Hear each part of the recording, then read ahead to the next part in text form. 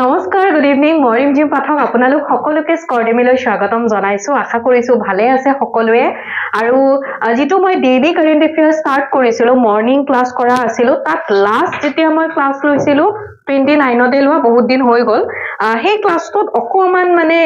Technical প্ৰবলেমৰ কাৰণে, কিছু network প্ৰবলেমৰ কাৰণে ক্লাছটো আধাতে শেষ কৰিব লগা হৈছিলে।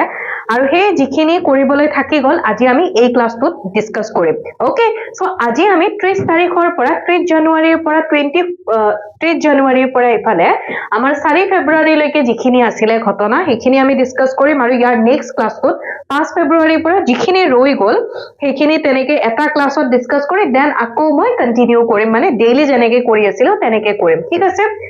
সো প্ৰথমতে আমি আমাৰ যিবোৰ ইম্পৰ্টেন্ট ডেজ থাকে, আমি সেই ইম্পৰ্টেন্ট ডেজ সমূহেৰে আৰম্ভ কৰিম। প্ৰথম ইয়াতে আমাক মাৰ্টিয়াৰ্স ডে বা শ্বহীদ দিৱসৰ কথা কৈছে।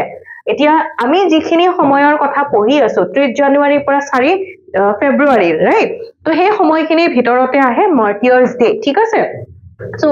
মাৰ্টিয়াৰ্স ডে আমি যদি চাও, শ্বহীদ দিৱসৰ কথা যদি কওঁ, প্ৰতি বছৰে 30 জানুৱাৰীত সেলিব্ৰেট, মানে 30 জানুৱাৰীত সেইদিনাখন আমি উদযাপন কৰো। কিহৰ কাৰণে? সেইদিনাখন 1948ৰ 30 জানুৱাৰীত নাথুৰাম গোডছে মহাত্মা গান্ধীক গুলিয়াই হত্যা কৰিছিলে, আৰু তেখেতৰ ডেথ এনিভাৰ্সাৰী হিচাপে, তেখেতৰ মৃত্যু বাৰ্ষিকী হিচাপে আমি এই দিনটো শ্বহীদ দিৱস হিচাপে আমাৰ ভাৰতবৰ্ষত পালন কৰো। ঠিক আছে। এতিয়া মহাত্মা গান্ধীৰ যদি আমি সমাধিৰ কথা যদি কওঁ, এতিয়া আমাক যিকোনো এক্সামত এইটো টপিক খুব ইম্পৰ্টেন্ট হয়। ক্ৰিমেটৰিয়াম বা সমাধিবোৰ, প্ৰত্যেকগৰাকী মহান ব্যক্তিৰ সমাধি ক'ত অৱস্থিত হয় সেইবোৰ আমাক সোধে। ঠিক আছে। সো ইয়াতে আমি যদি চাও, মহাত্মা গান্ধীৰ সমাধিটোক কোৱা হয় ৰাজঘাট। ঠিক আছে, ৰাজঘাটত আছে আৰু দিল্লীৰ ৰাজঘাটত আছে, এইটো আপোনালোকে মনত ৰাখিব। ক্লিয়াৰ? দেন আন এটা দিৱসৰ ফালে আমি গৈছো। আমাক ইয়াতে সুধিছে মেডাম মেফিৰ কথা। Medam Mephi is a traditional festival of which community. Medam Mephi কোনটো কমিউনিটিৰ দ্বাৰা সেলিব্ৰেট কৰা হয়? আৰু মেডাম মেফি এই ওয়াৰ্ডটোৰ আমি যদি মিনিং চাও, ইয়াতে কি কি দেখিছে? মে আছে, দাম আছে আৰু পি আছে। এই মেটোৱে সেম বুজায়। ঠিক আছে। আমি যদি মেৰ কথা কওঁ, মে তাৰ মানে হৈছে অফাৰিং। অফাৰিং। ঠিক আছে। অফাৰিং অৰ্থাৎ অসমীয়াত কলে কি বুলি কব? তৰ্পণ। তাৰ মানে অফাৰ কৰা। ঠিক আছে, পূজা কৰা তেনেকুৱা। দাম মানে হৈছে ডেড। ঠিক আছে। দাম মানে ডেড, বা আমি অসমীয়াত কলে কি বুলি কম? মৃতক। আৰু পি মানে হৈছে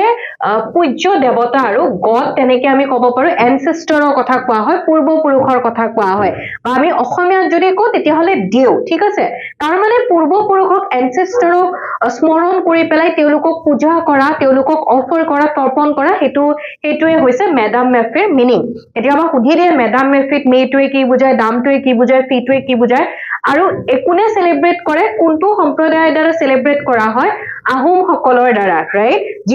যি টাই আহোম আছিলে, টাই আহোম সকলৰ দ্বাৰা প্ৰতি বছৰে আমি অসমত 31 জানুৱাৰীত, 31 জানুৱাৰীত মেডাম মেফি সেলিব্ৰেট কৰো। ঠিক আছে। আন এটা দিৱসলৈ গৈছো, আৰু এইবাৰ আমাক সুধিছে world wetland day. World wetland day প্ৰতি বছৰে বিশ্ব জলাশয় দিৱস কেতিয়া পালন কৰা হয়? প্ৰতি বছৰে আমি ৱৰ্ল্ড বুলি কৈছে, গোটেই বিশ্বজুৰি পালন কৰা হয়। অৰ্থাৎ মনত ৰাখিব 1971ত ইৰাণৰ ৰামছাৰ সাইট শুনিছে ন? তো এই এখন সন্ধি হৈছিলে 1971ত ইৰাণৰ ৰামছাৰত এখন ট্ৰিটি হৈছিলে, ৰামছাৰ কনভেনচন এখন হৈছিলে। ওকে, ৰামছাৰ চুক্তি হৈছিলে, আৰু ইয়াৰে সেই চুক্তিখনৰ, সেই সন্ধিখনৰ সেইটো লক্ষ্য ৰাখি পেলাই তো প্ৰতি বছৰে আমি 2 ফেব্ৰুৱাৰীত কি হয়? ৱৰ্ল্ড ৱেটলেণ্ড ডে আমি সেলিব্ৰেট কৰো। ঠিক আছে। এতিয়া ৱৰ্ল্ড ৱেটলেণ্ড ডে কলো মই 2 ফেব্ৰুৱাৰীত সেলিব্ৰেট কৰো। তো ৱৰ্ল্ড ৱেটলেণ্ড ডে 2026 চনৰ থিমটোৰ কথা আমি যদি চাও, wetlands and traditional knowledge celebrating cultural heritage. এইটো হৈছে 2026 চনৰ ৱৰ্ল্ড ৱেটলেণ্ড ডেৰ থিম। ওকে, থিমবোৰৰ কথা আমাক সোধে, গতিকে মনত ৰাখি থৈ দিব। তাৰপিছত আমাক ৱৰ্ল্ড কেঞ্চাৰ ডেৰ কথা সুধিছে। 2026 বৰ্ষত যিটো ৱৰ্ল্ড কেঞ্চাৰ ডে আছিলে, কেতিয়া সেলিব্ৰেট কৰা হৈছিলে? ৱৰ্ল্ড কেঞ্চাৰ ডেৰ কথা আমি যদি কওঁ, ৱৰ্ল্ড কেঞ্চাৰ ডে এতিয়া কেতিয়া সেলিব্ৰেট কৰা হয় সেইটো সুধিব পাৰে। প্ৰতি বছৰে 4 ফেব্ৰুৱাৰীত আমি বিশ্ব কৰ্কট দিৱস উদযাপন কৰো। আৰু এইবাৰৰ যিটো থিম আছিলে, বিষয়বস্তু আছিলে, সেইটো আছিলে ইউনাইটেড বাই ইউনিক। ওকে, ইউনাইটেড বাই ইউনিক এইটো এইবাৰৰ থিম আছিলে। অকমান আমি ওয়াৰ্ল্ড ক্যান্সাৰ ডেৰ কথাই চাইলো যেনেকে মই কলোৱে 4 ফেব্ৰুৱাৰীত সেলিব্ৰেট কৰা হয় প্ৰতি বছৰে গোটেই বিশ্বজুৰি সেলিব্ৰেট কৰা হয় আৰু এটো এটা গ্লোবাল ইনিশিয়েটিভ হয় গোটেই বিশ্বব্যাপী লোৱা এটা বিশ্বব্যাপী এটা পদক্ষেপ এটা হয় গ্লোবাল ইনিশিয়েটিভ হয় কিহৰ কাৰণে বা আমি গমে পাইছো ক্যান্সাৰৰ প্ৰতি সজাগতা বৃদ্ধি কৰিবৰ কাৰণে বা কেনেকে ৰোগ নিৰাময়ৰ ক্ষেত্ৰত মুঠতে আমি যদি ক'ব লাগে ওভাৰঅল ক্যান্সাৰৰ প্ৰতি সজাগতা বৃদ্ধি কৰাৰ কাৰণে যে বহুত প্যানিক হ'ব নালাগে কেনেকে কি কৰিব লাগে সেইবোৰৰ প্ৰতি সজাগতা সৃষ্টি কৰিবৰ কাৰণে এইটো এটা গ্লোবাল ইনিশিয়েটিভ হয় ওয়াৰ্ল্ড ক্যান্সাৰ ডে সেলিব্ৰেট কৰা হয় আৰু এই ইনিশিয়েটিভটো কোনে লৈছিলে union for international cancer control কেতিয়াবা সুধি দিব পাৰে UICC ৰ ফুল ফৰ্ম কি হয় union for international cancer control ঠিক আছে এতিয়া এই ক্যান্সাৰ যেটো ওয়াৰ্ল্ড ক্যান্সাৰ ডে হয় হেতুটো কলুৱে যে ক্যান্সাৰৰ বিষয়ে সজাগতা বৃদ্ধি কৰা প্ৰিভেনশন বা কেনেকুৱাকে প্ৰতিৰোধ কেনেকে কৰিব পাৰি ডিটেকশন কেনেকে আগতে ধৰাত পেলাব পাৰি তাৰোপৰি ট্ৰিটমেন্টৰ ক্ষেত্ৰত অৰ্থাৎ পৰ্যাপ্ত পৰিমাণৰ সুবিধা বা চিকিৎসা যাতে লাভ কৰিব পাৰে এইবোৰৰ প্ৰতি এৱাৰনেছ ৰেইজ কৰাটোৱে হৈছে এই দিৱসৰ এটা উদ্দেশ্য ৰাইট 2025 26 আৰু 27 তিনিটা বছৰৰ কাৰণে ওয়াৰ্ল্ড ক্যান্সাৰ ডে থিম কি ৰখা হৈছে ইউনাইটেড বাই ইউনিক যেনেকে ইউনাইটেড বাই ইউনিকটো আমি দেখিলো 25তো আছিল 26তো হয় আৰু 27তো থাকিব ঠিক আছে তো এটো আপোনালোকে মনত ৰাখি থৈ দিব দেন এটা আমি দিৱস হিচাপে দিৱস এটাই হয় আৰু সেই দিৱসটোৰ লগত সংগতি ৰাখি পেলাই এগৰাকী সাধু এগৰাকী সিং ওকে তেখেতৰ সেই দিৱসটোৰ লগত সংগতি ৰাখি পেলাই এটা এয়াৰপোৰ্ট আছিলে এয়াৰপোৰ্টটোৰ নাম হৈছে আদমপুৰ এয়াৰপোৰ্ট এই আদমপুৰ এয়াৰপোৰ্টটোৰ নামটো চেঞ্জ কৰা হৈছে ৰিনেম কৰা হৈছে আৰু কাৰ নামেৰে সেন্ট গুৰু ৰবিদাস ওকে গুৰু ৰবিদাস তেখেতৰ নামেৰে তেখেতক অনাৰ দি তেখেতক সন্মান জনাই পেলাই আদমপুৰ এয়াৰপোৰ্টৰ নামটো চেঞ্জ কৰা হৈছে ওকে তো আমি কি কৰিছিলো তেখেতৰ 649 বাৰ্থ এনিভাৰ্সাৰী অৰ্থাৎ 649 সংখ্যক তেখেতৰ জন্ম বাৰ্ষিকী উপলক্ষে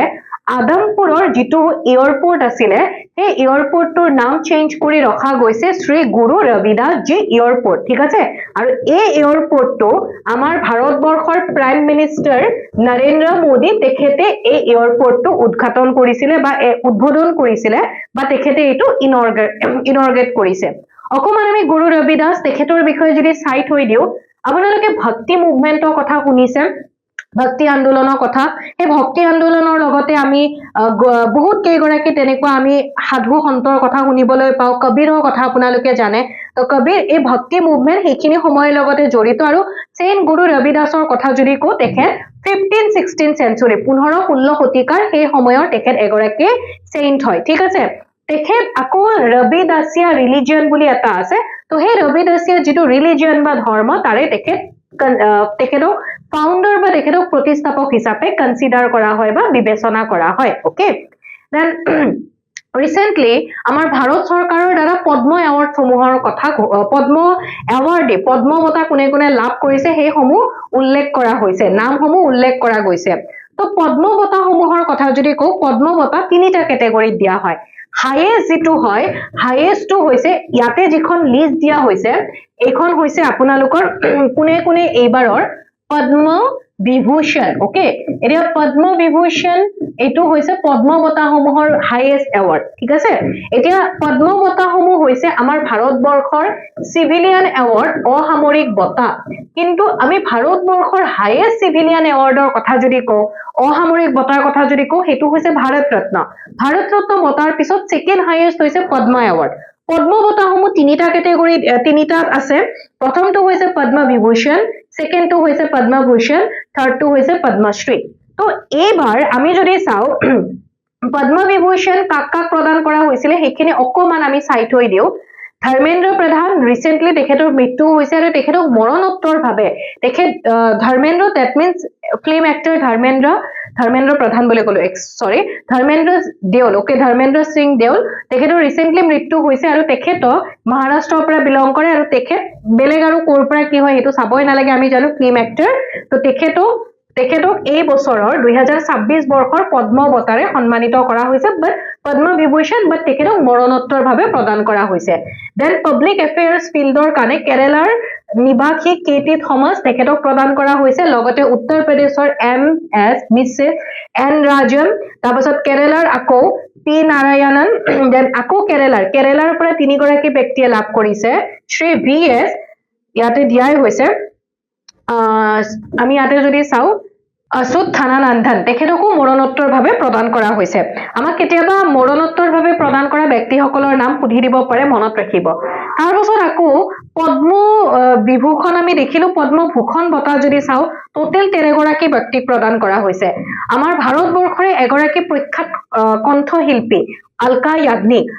য়াগনিক তেখেতক প্ৰদান কৰা হৈছে দেন ভগত সিং কোশিয়াৰী এনে নামসমূহ দিয়া হৈছে আপোনালোকে স্ক্ৰিনশ্বট ল'ব পাৰে কাক প্ৰদান কৰা হৈছে চাব পাৰে লগতে USA ভাৰতবৰ্ষৰ বাহিৰৰ USA ৰ পৰা মেডিচিন ফিল্ডত এগৰাকী ব্যক্তিক প্ৰদান কৰা হৈছে ডক্টৰ নৰি দত্ত ত্ৰিয়ুডু ওকে তেখেত ভাৰতৰ বাহিৰৰ হয় ঠিক আছে তো কেতিয়াবা সুধি দিব পাৰে মনত ৰাখিব আলকা য়াগনিক তেখেতৰ নাম মনত ৰাখি থৈ দিব তো আৰু তেওঁলোকৰ বাহিৰেও আৰু কাক পদ্মভূষণ বঁটা প্ৰদান কৰা হৈছে ইয়াতে নামসমূহ দিয়া হৈছে শিবু সোৰেন মনত ৰাখি থৈ দিব ঝাৰখণ্ডৰ তেখেত ঝাৰখণ্ডৰ মানে পৰা বিলং কৰে পোষ্ট মাছলি অৰ্থাৎ মৰণোত্তৰ ভাৱে তেখেতক প্ৰদান কৰা হৈছে ঠিক আছে আৰু USA ৰ পৰা আৰু এগৰাকী স্পৰ্টছৰ লগত জড়িত বিজয় অমৃত ৰাজ তেখেতকো প্ৰদান কৰা হৈছে ওকে দেন আমি যদি পদ্মশ্ৰী এৱাৰ্ডৰ কথা যদি চাও পদ্মশ্ৰী এৱাৰ্ড আমি অসমৰ পৰা কাক প্ৰদান কৰা হৈছে আমি সেইখিনিয়ে চাম ঠিক আছে কাৰণ 100 গৰাকীতকৈও বেছি ব্যক্তিক পদ্মশ্ৰী বঁটা প্ৰদান কৰা হৈছে তো অসমৰ পৰা শিল্পৰ লগত আৰ্ট এণ্ড কালচাৰৰ লগত জড়িত হৰিচৰণ শইকীয়া তাৰপাছত এগ্ৰিকালচাৰৰ লগত জড়িত যোগেশ দেউৰী কবিন্দ্ৰ পুৰকায়স্থক মৰণোত্তৰ ভাৱে প্ৰদান কৰা হৈছে পখিলাল একটেপি এগৰাকী কাৰ্বি ফোক সিংগাৰ হয় কাৰ্বি লোকশিল্পী হয় ওকে তেখেততো এইবাৰ পদ্মশ্ৰী বঁটাৰে তেখেতক সন্মানিত কৰা হৈছিল পখিলাল একটেপি তাৰোপৰি তেখেতক আমি যদি চাও শিল্পী বঁটাৰেও তেখেতক সন্মানিত কৰা হৈছে শিল্পী এৱাৰ্ড লগতে তেখেতক আমাৰ অসমৰ অসামৰিক বঁটা অসম গৌৰৱেৰেও তেখেতক সন্মানিত কৰা হৈছিল ওকে তাৰোপৰি এফালে আকৌ আছে নুৰুদ্দিন আহমেদ তেখেতক আৰ্ট এণ্ড কালচাৰৰ লগত জড়িত হয় ওকে এইখিনি মনত ৰাখিব এতিয়া আমি অকমান স্পৰ্টছৰ ফালে আহিছো স্পৰ্টছৰ ৰিসেন্টলি অস্ট্ৰেলিয়ান ওপেন হৈছিলে মই ডেইলি কাৰেন্ট এফেয়াৰ্স পঢ়াওতে আপোনালোকক কৈছিলো যেটো গ্ৰ্যান্ড স্ল্যাম হয় যে গ্ৰ্যান্ড স্ল্যামৰ আমি 4টা পাও Australian open France open US open আৰু উইম্বলডন ঠিক আছে তো ইয়াতে প্ৰথমতে যেটো হয় গ্ৰ্যান্ড স্ল্যামৰ হেতু হৈছে অস্ট্ৰেলিয়ান ওপেন মেলবৰ্ণত হয় ৰাইট মেলবৰ্ণত হয় অস্ট্ৰেলিয়ান ওপেন মানে এটো কি হয় প্ৰথম বছৰৰ প্ৰথমটো হৈছে গ্ৰ্যান্ড স্ল্যামৰ অস্ট্ৰেলিয়ান ওপেন ক্লিয়াৰ এতিয়া প্ৰতি বেলেগ সময়ত হয় গুটেকেটা গ্ৰ্যান্ড স্ল্যাম তো প্ৰথমতে হয় অস্ট্ৰেলিয়ান ওপেন আৰু সেই হিচাপতে আমি এই টপিকটোৰ বিষয়ে আমি পঢ়িছিলো তো যেহেতু আৰম্ভণি হৈছিল গতিকে কোনে উইনাৰ হ'ব কি হ'ব মেন্সৰ হোক আমি ফিমেলছৰ আমি যদি চাও তো মেন সিঙ্গল টাইটেল 2026 ৰ কাৰণে কোনে লাভ কৰিছে মই অকমান আপোনালোকক 50-50 কৰি দিছো ওকে আইডাৰ জেনিক সিনহাৰ নহয় আৰু বি নহয় আইডাৰ নোভাক জোকোভিক আৰু নহলে কাৰ্লোছ আলকাৰাজ ওকে তো জুনে লাভ কৰিছে তেখেত আমি যদি চাও আৰু এটা মই হিন্দি দিছো আপোনালোকক স্পেইনৰ পৰা তেখেত বিলং কৰে তো স্পেইনৰ পৰা কোন হয় ইয়াতে কাৰ্লোছ আলকাৰাজে ডিফিট কৰিছিল জোকোভিকক ৰাইট জোকোভিকৰ 11টা অস্ট্ৰেলিয়ান ওপেনৰ ভিতৰত তেখেতে বাকি 10টাটো জিকিছিল আৰু তেখেতক প্ৰথমবাৰৰ বাবে জোকোভিকক ডিফিট কৰিছিল কোনে ইয়াতে কাৰ্লোছ আলকাৰাজ আৰু কাৰ্লোছ আলকাৰাজ কম বয়সীয়া হয় বহুত বেছি বয়স নহয় তো ইয়াতে হেতুৱে হয় যে উইনাৰ আছিল কাৰ্লোছ আলকাৰাজ যোন স্পেইনৰ পৰা বিলং কৰে ৰানাৰ আপ কোন হৈছে জোকোভিক সাৰ্বিয়াৰ পৰা বিলং কৰে আৰু মই যেনেকে কোনো মেলবৰ্ণত হয় ঠিক আছে মেলবৰ্ণত অনুষ্ঠিত হৈছিল অস্ট্ৰেলিয়ান ওপেন আমি অকমান কাৰ্লোছ আলকাৰাজৰ বিষয়ে চাই থৈ দিও তেখেতৰ এটো প্ৰথমটো অস্ট্ৰেলিয়ান ওপেন বাট অস্ট্ৰেলিয়ান ওপেনৰ টাইটেলটো প্ৰথম হলেও কিন্তু অলৰেডি তেখেতে বাকি তিনিটা তাৰমানে গুটে 4টা গ্ৰ্যান্ড স্ল্যামে তেও লাভ কৰিলে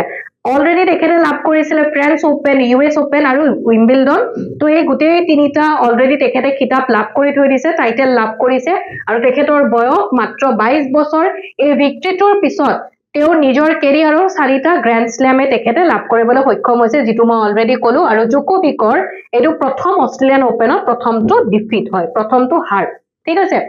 এতিয়া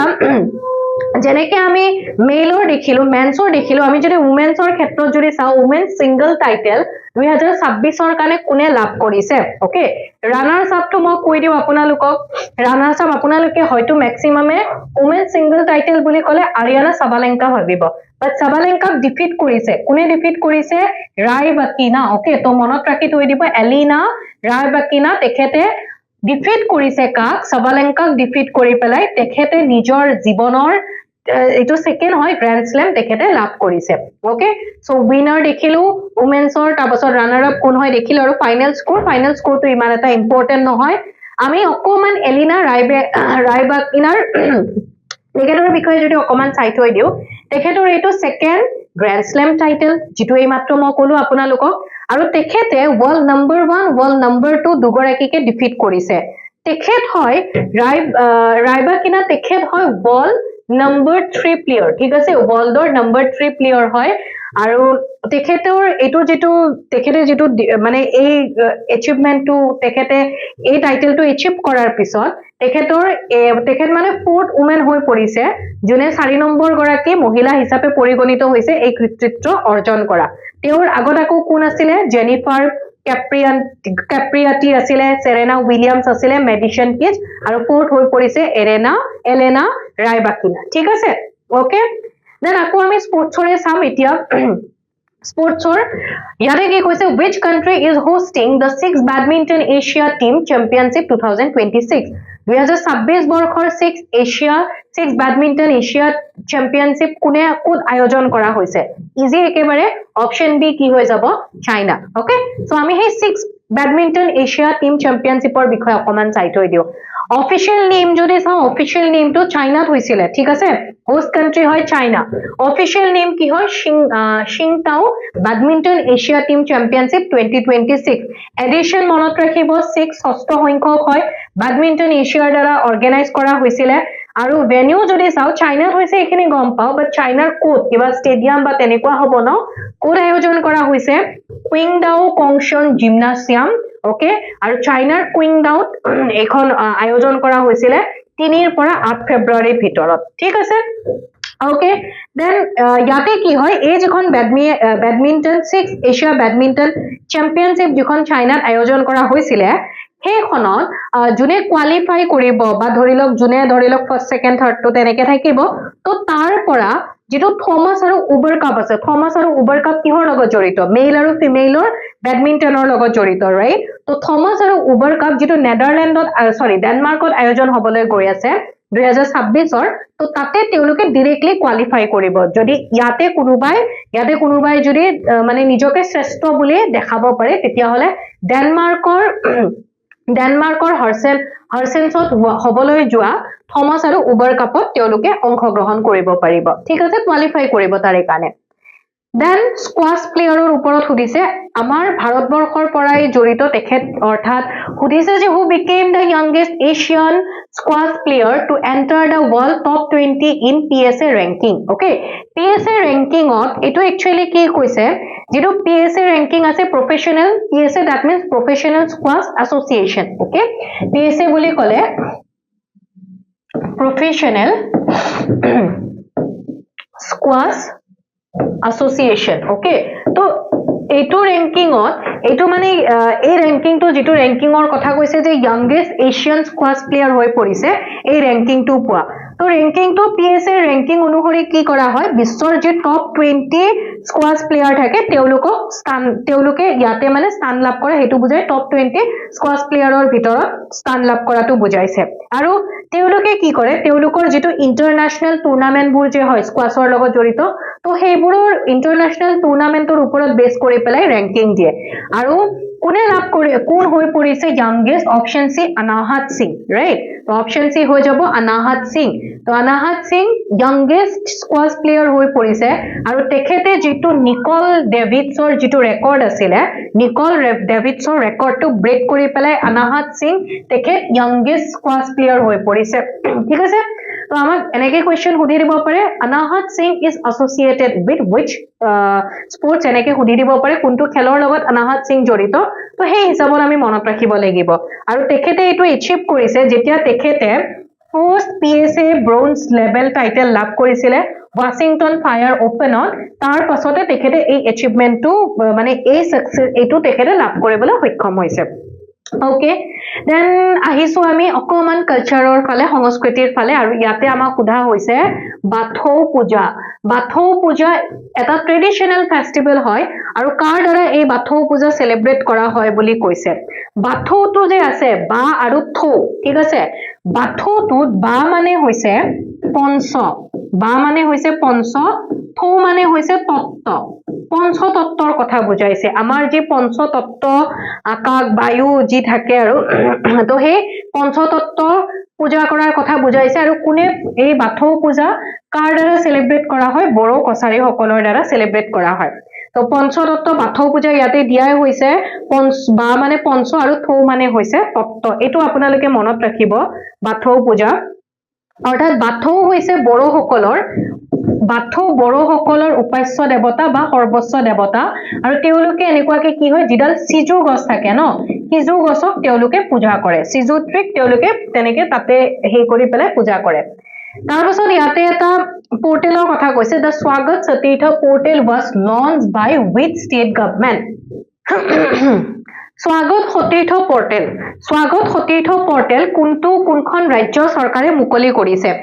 স্বাগত সতীৰ্থ পোৰ্টেল একেবাৰে ইজি আপোনালোকে হেই দেখিয়ে থাকিব নিউজ পেপাৰবোৰ চালে তাতে প্ৰতিদিনতো দিয়ে থাকে এটা স্বাগত সতীৰ্থ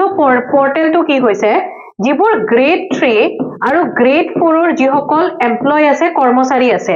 তেওঁলোকে নিজৰ মাজৰ যেটো পাৰস্পৰিক বদলীকৰণ বা আমি যদি চাও মিউচুৱেল ট্ৰান্সফাৰ লব পাৰে এই স্বাগত সতীৰ্থ পোৰ্টেলটো ইউজ কৰি পেলাই অৰ্থাৎ পাৰস্পৰিক বদলি প্ৰক্ৰিয়াৰ লগত জড়িত হয় এই পোৰ্টেলটো ওকে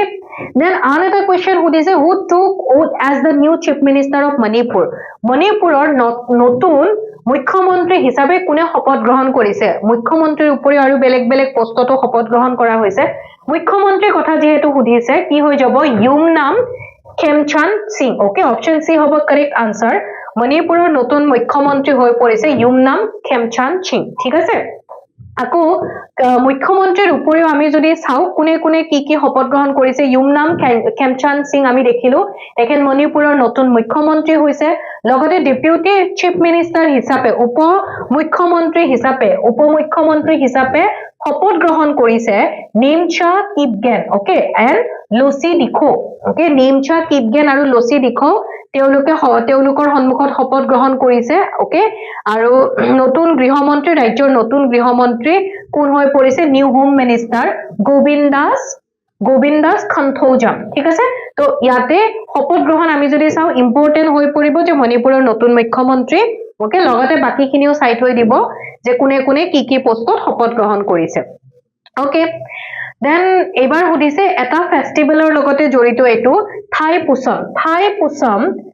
পুছম আমি যদি আমাৰ ভাৰতবৰ্ষত যদি কও ভাৰতবৰ্ষৰ বাহিৰে বেলেগ কান্ট্ৰিটো সেলিব্ৰেট কৰে ভাৰতবৰ্ষৰ তামিলনাডুত এই থাই পুছম এটা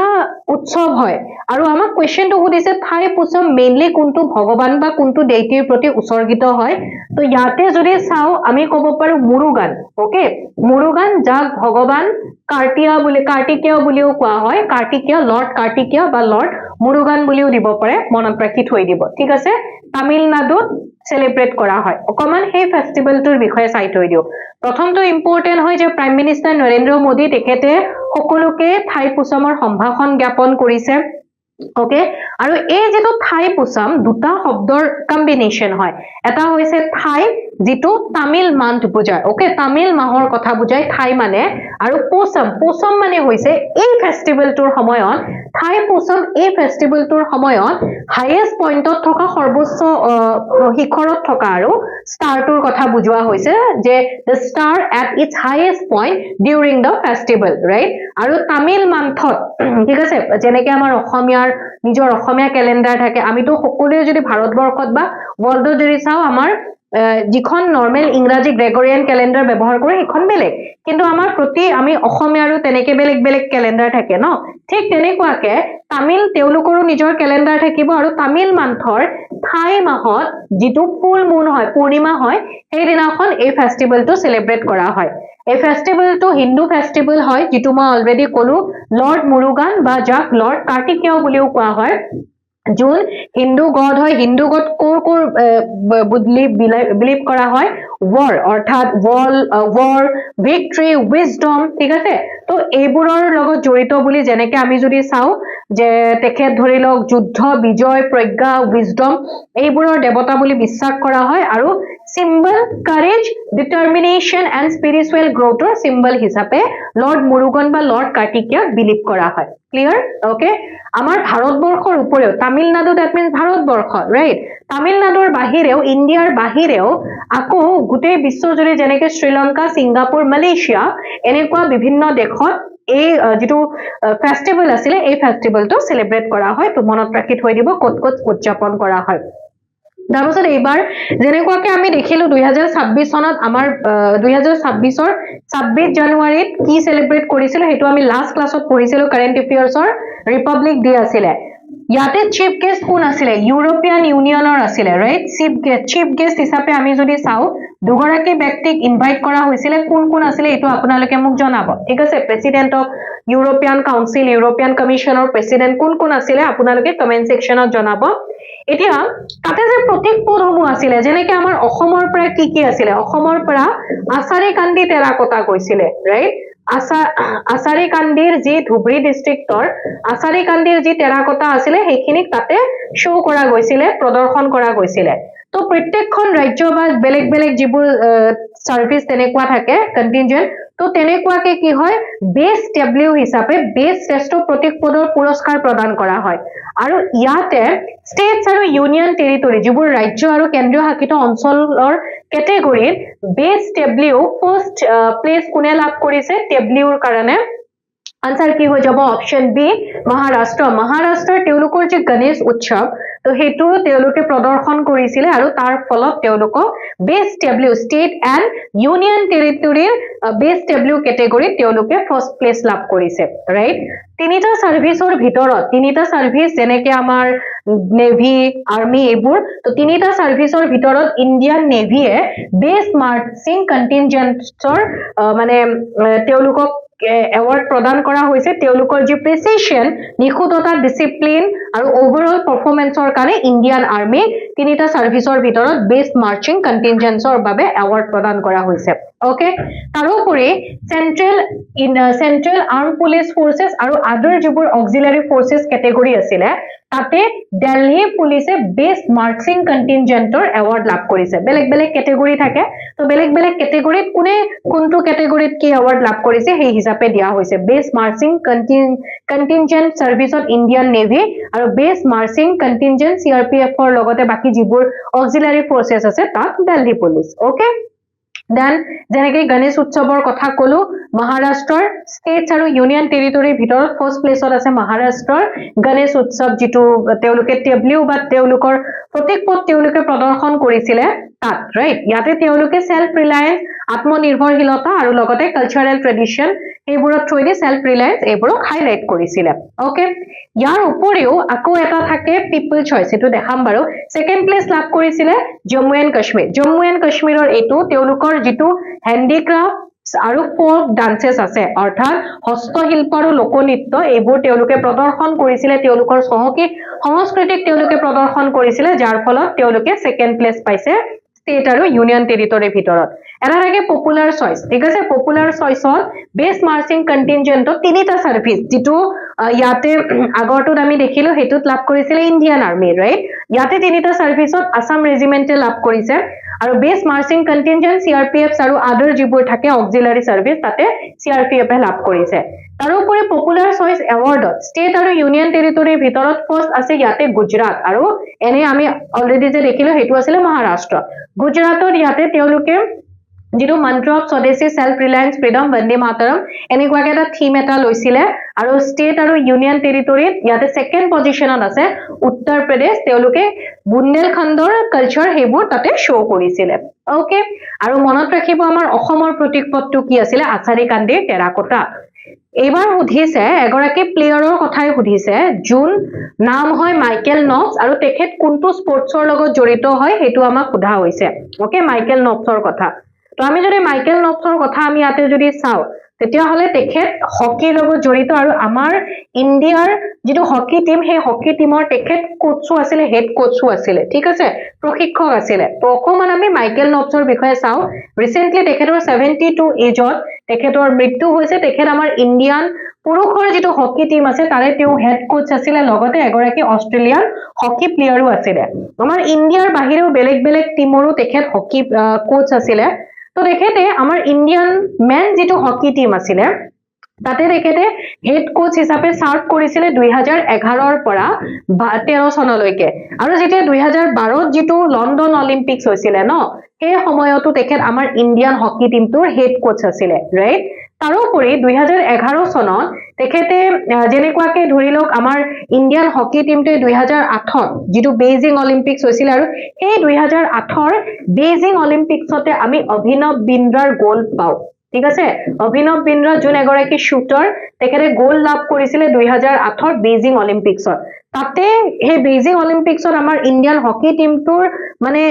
তেনেকুৱাকে যেটো মানে ফেইলাৰ তাৰ পাছতে তেখেতে 2011 চনত ইণ্ডিয়ান হকি টিমটোৰ হেড কোচ হিচাপে তেখেতে কাৰ্যভাৰ গ্ৰহণ কৰিছিল ওকে তাৰোপৰি 1979 1985 তেখেতে অস্ট্ৰেলিয়াক ইন্টাৰনেশনালি ৰিপ্ৰেজেন্ট কৰিছিল তেখেত তেতিয়া হকি প্লেয়াৰ আছিল যোনে অস্ট্ৰেলিয়াক ৰিপ্ৰেজেন্ট কৰিছিল ৰাইট তাৰোপৰি অস্ট্ৰেলিয়ান টিমটো যেটো অস্ট্ৰেলিয়ান টিম আছিল যেটো হকিৰ অস্ট্ৰেলিয়াৰ লগতে জড়িত তেনেকে কলো অস্ট্ৰেলিয়ান হয় হকি প্লেয়াৰ হয় 1981 ত মুম্বাইত যেটো হকি ওয়াৰ্ল্ড কাপ হৈছিল তাতে তেখেতে অস্ট্ৰেলিয়ান টিমত তাতে তেখেতে আছিল এটা এগৰাকী সদস্য আছিল মেম্বাৰ আছিল আৰু 1984 ত লস এঞ্জেলছত যেটো অলিম্পিক গেমছ হৈছিল তাতেও তেখেতে অস্ট্ৰেলিয়াক ৰিপ্ৰেজেন্ট কৰিছিল আমাৰ ইণ্ডিয়াক ৰিপ্ৰেজেন্ট কৰা নাছিল আমাৰ ইণ্ডিয়াৰ তেখেত কোচ আছিল বাট অস্ট্ৰেলিয়াৰ তেখেতে অলিম্পিকত তেখেতে অস্ট্ৰেলিয়াক ৰিপ্ৰেজেন্ট কৰিছিল তেখেতে অস্ট্ৰেলিয়ান প্লেয়াৰ আছিল ৰাইট ভাৰতবৰ্ষৰ বাহিৰেও জাপানিজ ন্যাশনাল হকি টিমৰো তেখেত হেড কোচ আছিল ঠিক আছে তো তেওঁৰ বিষয়ে অকমান কৈ দিলো সেইখিনি মনত ৰাখিব দেন আকৌ আমি স্পৰ্টছৰ লগত ৰিলেটেড এটা কোৱেশ্চন চাবলৈ গৈ আছো আমাক ইয়াতে কৈছে যে যেটো খেলো ইণ্ডিয়া উইন্টাৰ গেমছ হৈ গল 2026 ৰ যেটো লাডাখ ফেজ হৈছিল এই লাডাখ ফেজত ঠিক আছে ওভাৰঅল কোনটো টিমে মানে চ্যাম্পিয়ন হৈছে হেতু সুধিছে আৰু অপচন বি হৈ যাব কাৰেক্ট আনসাৰ হৰিয়ানা ঠিক আছে তো এই যেটো খেলো ইণ্ডিয়া উইন্টাৰ গেমছ হৈ গল খেলো ইণ্ডিয়া উইন্টাৰ গেমছ হৈ গল খেলো ইণ্ডিয়া উইন্টাৰ গেমছ 2026 ৰ ইনৰগেট কৰিছিল লেফটেনেন্ট গভৰ্ণৰ কবিন্দৰ গুপ্তা তেখেতৰ দ্বাৰা ইনৰগেট কৰা হৈছিল লে লাডাখত হৈছিল ঠিক আছে 2026 ৰ 20 ৰ পৰা 26 জানুৱাৰীৰ ভিতৰত হৈছিল আৰু ইয়াৰ মেস্কটটো আপোনালোকে মনত ৰাখি থৈ দিব মেস্কটবোৰ সুধি দিয়ে 6th এডিশন হয় এটো মনত ৰাখিব 6ষ্ঠ সংখ্যক খেলো ইণ্ডিয়া উইন্টাৰ গেমছ और विंटर गेम्स मेनली लादाख ताते হয় যেটো মেস্কট হয় সেন ইজ সি ওকে শিবা সেন ইজ হান বুলিও কোৱা হয় স্নো লিওপাৰ্ড বুজায় ওকে যেটো স্নো লিওপাৰ্ড সেন ইজ হা এটো মেস্কট হৈছে উইন্টাৰ গেমছৰ খেলো ইণ্ডিয়া উইন্টাৰ গেমছৰ ক্লিয়াৰ এতিয়া ইয়াতে কি হয় যেটো ইণ্ডিয়ান আৰ্মি এতিয়া চাওক ইয়াতে অকল যে কোনোবা এখন ষ্টেটে কোনোবা এখন ইউনিয়ন টেৰিটৰিয়া পাৰ্টিসিপেট কৰিব তেনেকুৱা নহয় ইণ্ডিয়ান আৰ্মিও ইয়াতে পাৰ্টিসিপেট কৰে আৰু ইণ্ডিয়ান আৰ্মিৰ যেটো টিম আছিল তেওঁলোকে পুৰুষৰ হকি ফাইনেলটো তেওঁলোকে তাতে গৈ পেলাই তেওঁলোকে লাভ কৰিছিল তাতে গোল্ড মেডেল তেওঁলোকে লাভ কৰিছিল ওকে আৰু চণ্ডীগড়ক তেওঁলোকে কি হয় মানে হৰুৱাইছিল আৰু ওভাৰঅল আমি যদি টিম চ্যাম্পিয়ন চাও হৰিয়ানা ফাৰ্স্ট ৰ্যাঙ্কত আছিল সেকেন্ড লাদাখ আৰু থাৰ্ড প্লেসত কোন হয় মহাৰাষ্ট্ৰ ক্লিয়াৰ ওকে দেন আকৌ এটা আমাৰ ফেষ্টিভেলৰ লগত ৰিলেটেড কোৱেশ্চন এটা দিছে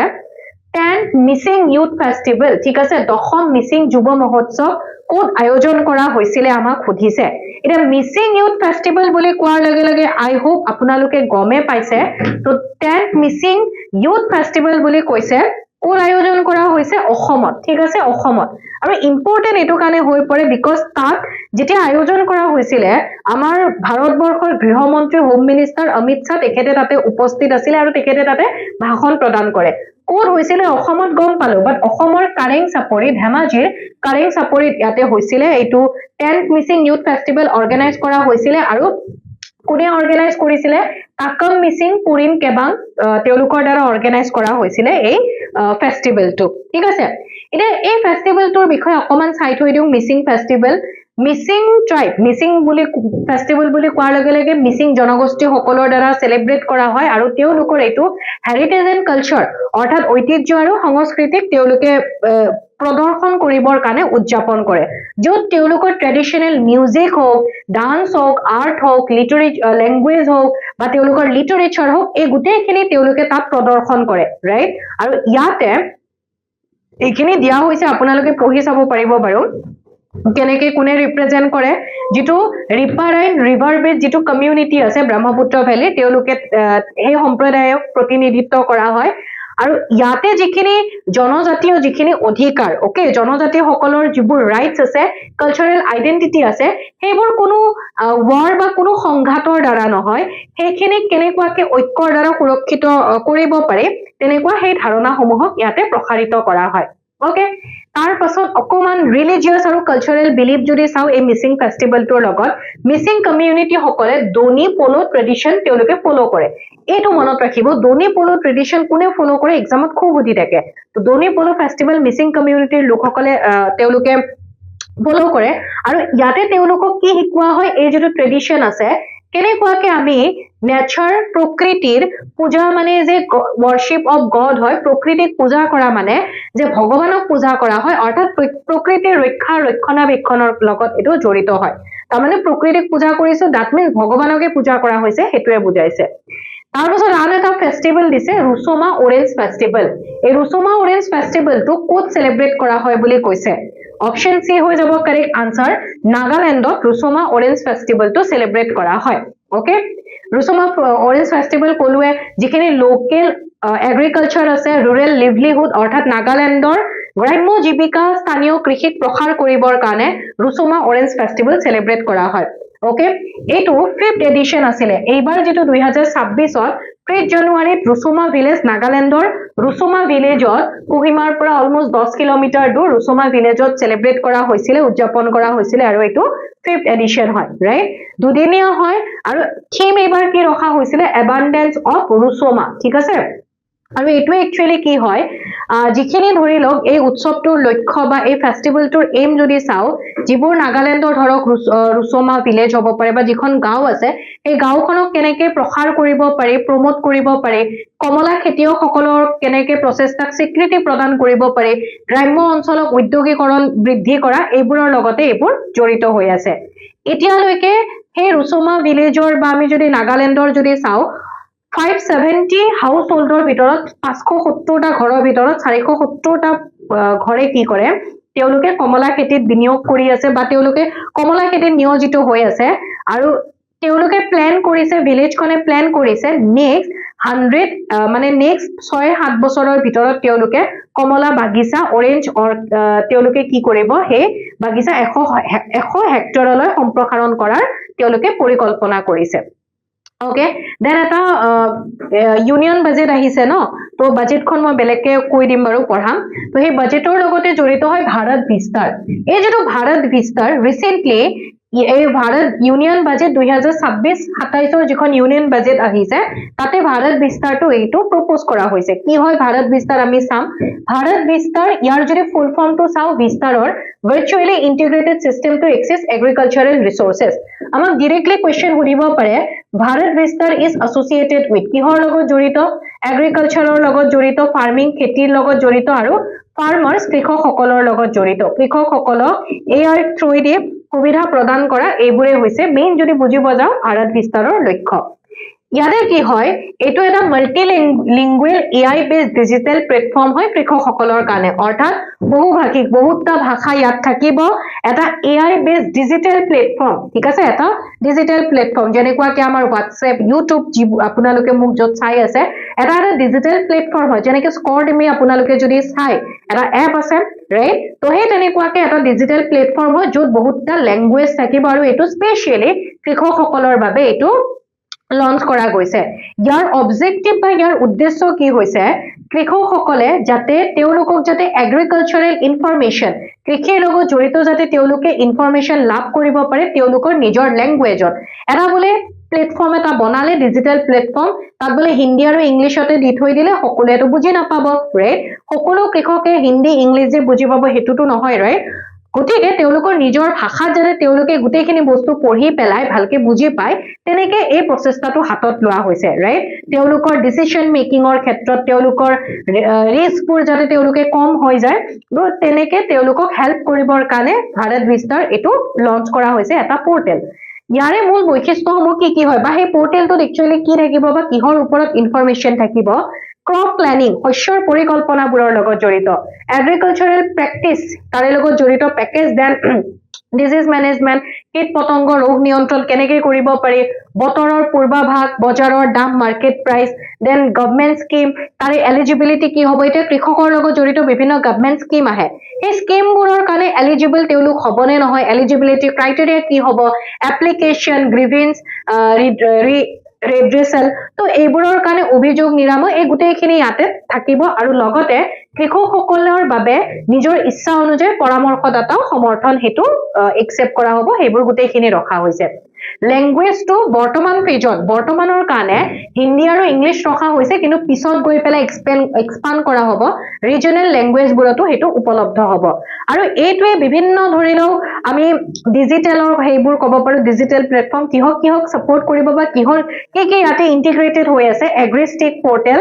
ICAR Indian council of agricultural research agricultural practice package use AI system for smart advisory service এইবোৰ ইয়াতে ইন্টিগ্ৰেটেড হৈ আছে বা তাৰে লগত ইন্টিগ্ৰেটেড হয় বেনিফিট কি হয় এনহেন্স ফাৰ্ম প্ৰডাক্টিভিটি উৎপাদনৰ ক্ষেত্ৰত এনহেন্স কৰা হেবোৰ ফাৰ্মাৰ্ছৰ কৃষকসকলৰ ডিসিশন মেকিং টু ইমপ্ৰুভ কৰা যাতে ভালকে ডিসিশন ল'ব পাৰে আৰু এগ্ৰিকালচাৰেল ৰিস্ক হেবোৰ ৰিডিউস কৰা আৰু যেহেতু বাজেটত উত্থাপন কৰা হৈছে গতিকে ইয়াতে 2026-27ত ইয়াৰে কাৰণে 150 crore এলোকেট কৰা হৈছে 150 কোটি এলোকেট কৰা হৈছে ওকে বুজি পালে এইখিনি তো ভাৰত বিস্তাৰ কি হয় আই হোপ বুজি পালে আপোনালোকে গম পালে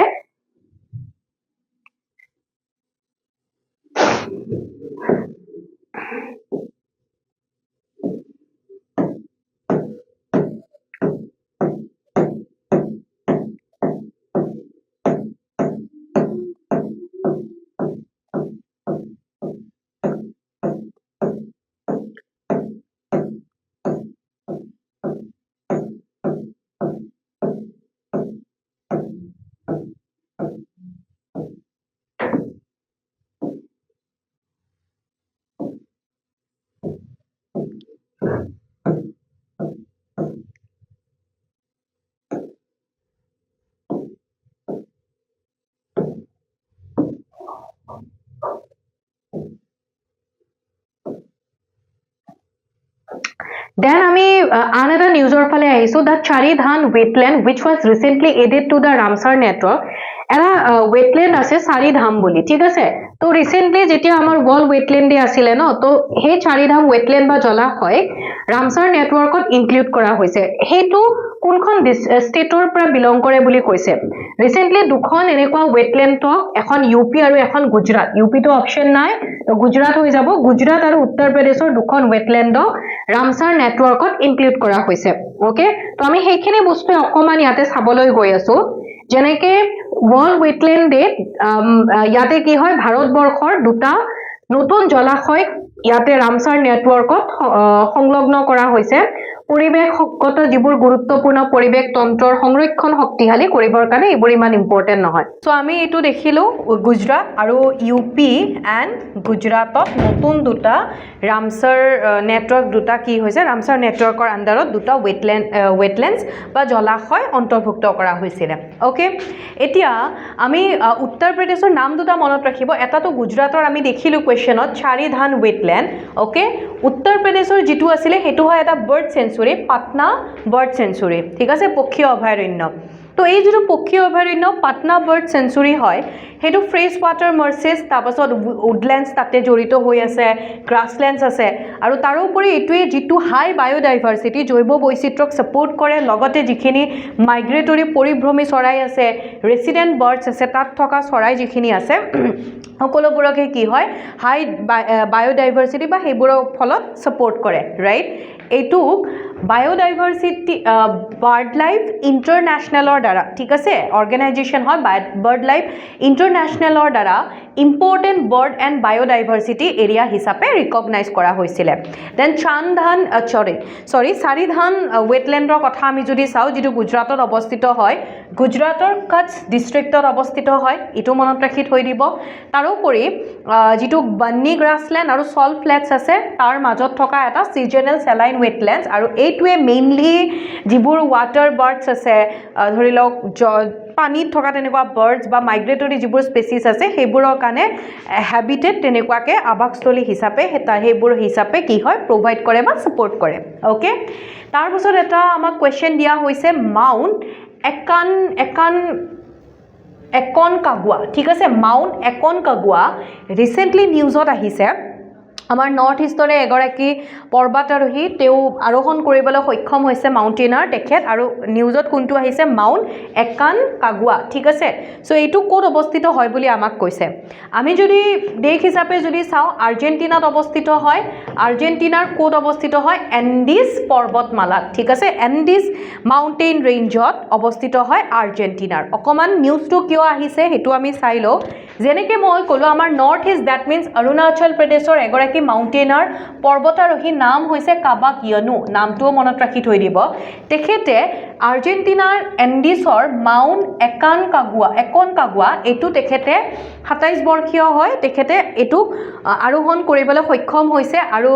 এইটো তেখেতৰ 7 সামিট এক্সপেডিশনৰ ভিতৰত এটা হয় তাৰে পাৰ্ট হয় 7 সামিট এক্সপেডিশন বুলি যেতিয়া ক'ব তাৰ মানে কি হয় আমাৰ যি 7খন কন্টিনেন্ট 7খন যে মহাদেশ আছে সেই 7খন মহাদেশৰ যিবোৰ উচ্চ শিখৰ আছে বা যিবোৰ হাইয়েষ্ট মাউণ্টেইন আছে প্ৰত্যেকটোৱে ক্লাইম কৰাটোৱে বুজায় হেতুৱে 7 সামিট এক্সপেডিশনৰ কথা বুজায় অকমান একনকাগুৱা এইটো মাউণ্ট একনকাগুৱাৰ বিষয়ে চাই লওঁ যিটো অলৰেডি আমি দেখিলো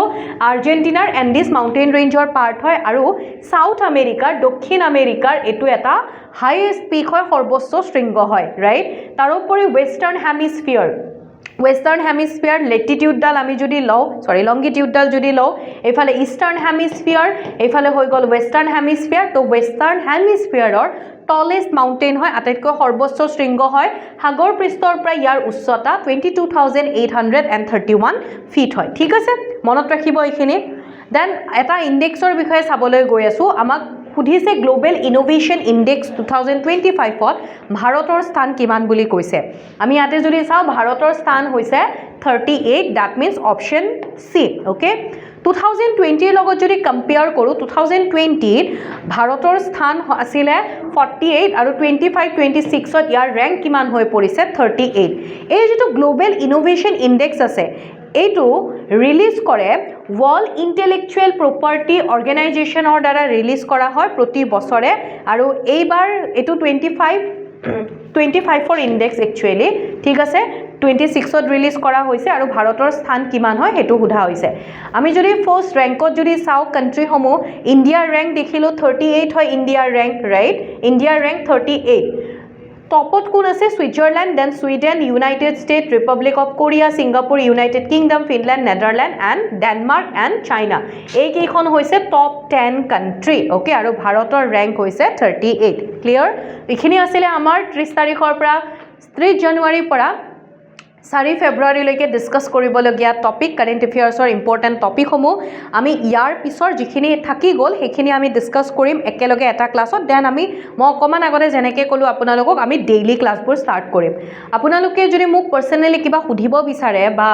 আপোনালোকে যদি মোৰ ক্লাছৰ PDF সমূহ সেইবোৰ যদি বিচাৰে GK with Rimjhim ma'am Telegram চেনেলটো জইন কৰি ল'ব লগতে ডেইলি নিউজ ডেইলি কাৰেণ্ট এফেয়াৰ্ছসমূহৰ কাৰণে স্কৰডেমি টেলিগ্ৰাম চেনেলটো জইন কৰিব স্কৰডেমিৰ ইউটিউব চেনেলত আপোনালোকে ডেইলি বিভিন্ন কাৰেণ্ট এফেয়াৰ্ছৰ লগত ৰিলেটেড বিভিন্ন আপোনালোকে নিউজ পায় আপোনালোকে পোষ্টাৰবোৰ হয়তো পাইছে তাত বিভিন্ন MCQ দিয়া হয়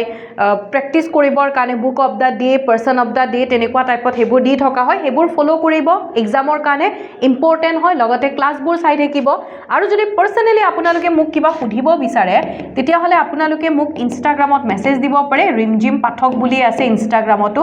নাইবা ফেচবুকতো মেছেজ দিব পাৰে আপোনালোকে ৰিমঝিম পাঠক বুলি আছে ঠিক আছে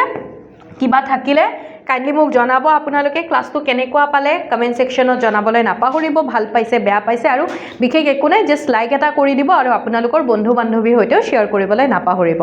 আজি ইয়াতে এৰিছোঁ ভালকৈ থাকিব ভালকৈ পঢ়িব নিজৰো যত্ন ল'ব thank you so much and tata bye by